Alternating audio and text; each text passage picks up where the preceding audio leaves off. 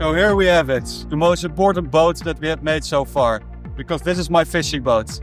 We're actually going to call it the Mac 1, because it's the first boat we made here at the Maritime Application Center. As you can see, it's a center console design, and it's really meant for fishing, but it's a great demonstration of what you can do with this technology.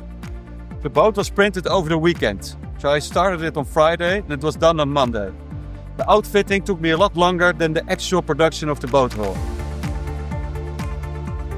So as you can see, the hull itself has been printed, and we used a combination of materials to finish the boat. We used some standard HDPE sheets, which we can weld to our HDPro material. We printed the console on the flex cube, and this front cover plate was made on the flex cube as well, because flex cube can do CNC milling besides 3D printing.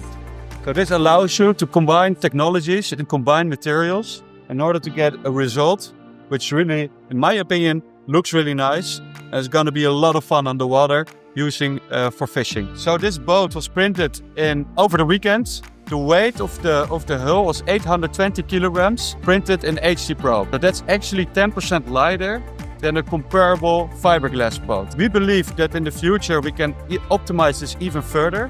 But right now, I made this boat super rugged, super strong, so it can really take a beating and will be a beautiful boat to use.